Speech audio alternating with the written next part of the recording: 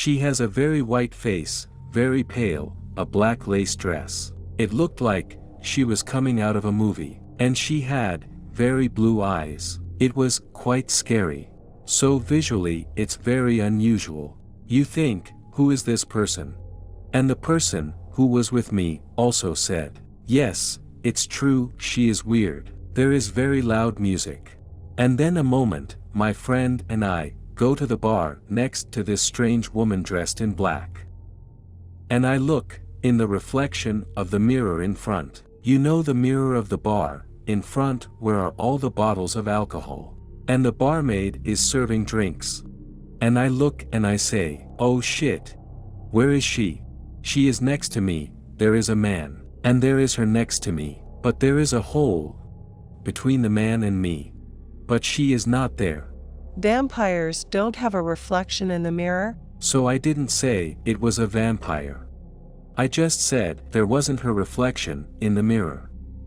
So I ask my friend to confirm what I see. And she makes a strange face telling me, no, there is nothing. So what do? I push my elbow, and I touch the woman in black, who is next to me. Sorry. Excuse me. So I touch her, physically. And I look carefully. But she still isn't in the mirror. And it's not a hallucination. I never drink alcohol, and the person with me too. No drugs, nothing at all. I drank a Coke, or an orange juice. And people who know me knew very well, when there was a round of shots in the bar, they said, well, a juice shot for Jean Charles. So everyone laughed, but at the same time, it was me who brought the others back.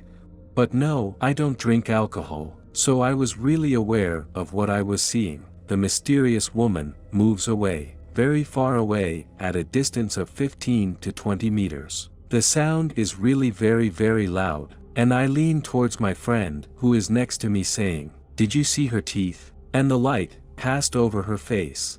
It was black lights, and we saw her white teeth, because at one point, she smiled. And, oh my God, she had fangs. I said in my friend's ear, did you see her teeth? She looked like a vampire, but I just whispered. And suddenly, at the other end, she turned her head and she looked at me. All my life, I'll remember that look in her eyes. Those shining blue eyes. It pierced me. I'm not a scared guy in life. I've been in danger a lot of times because of my work. But that was one of the times I was really scared. I still talk about it, and I feel all weird. It froze your blood. Exactly, and I said to myself, vampires really exist. You also said she walked weirdly. Yes, because when she walked, I had the impression that she floated. It can be an optical effect because the dress is long and that you have the impression that she does not walk. Maybe she made small steps. We decide to leave because we really felt that the atmosphere was strange. And we went in a phone cabin to call our driver, who came to take us. And at the moment, when we phone, we hear a big explosion in the phone cabin. And we see blood flowing behind the head of my friend. I believed that it was her head that had exploded. There was no one on foot, no one in a car, no one on a bicycle, or whatever. Not a bird that flew into the window. Because you know, sometimes it may happen that a bird flies into a window. But it wasn't that. And we never knew what it was. I went outside. It really looked like blood. We never knew why. A few years later, at a party with friends, we tell each other stories, a kind of story by the fire that scares us, you know. And then it's our turn to tell stories. It's not my turn yet. It happens to a guy that I don't know, who tells us all a very strange story. He says he is in France, in a nightclub. And he has seen a very strange, gothic woman dressed in black. Just like that, we looked at each other with my friend, and we said to each other, oh, it really starts like our story. And then he realized that the woman didn't have his reflection in the mirror. Exactly the same thing, I said, sorry, but it was my turn to tell a story. It was exactly the same. The atmosphere was glacial. At first, I was thinking that maybe it was an interdimensional being, because of the full moon, or whatever had shifted, and then re-entered our world. I said to myself, it's possible that this is it.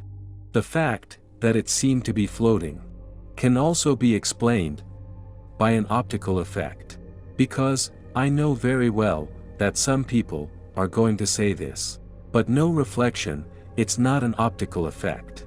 It's not a mirror without a tint. Because, I was in the mirror, I could see myself, the barmaid, I could see her, my friend with whom I was with. I could see her waving at me, and there was a hole, really a hole. There was nothing. And the guy who told us this story told us the same story. And it's not over yet, because when the guy came out of the bar, he was scared. It's normal. He was not reassured, he could feel, he could hear footsteps behind him. He entered an alley, and he turns around abruptly. He doesn't see anything, but he felt there was someone behind him. And then he heard big noises of wings beating above him. He sees a shadow. He continued his way, and he left. He never talked about it to anyone, because he was afraid of looking like a crazy person. And the only time he talked about it was during that famous evening.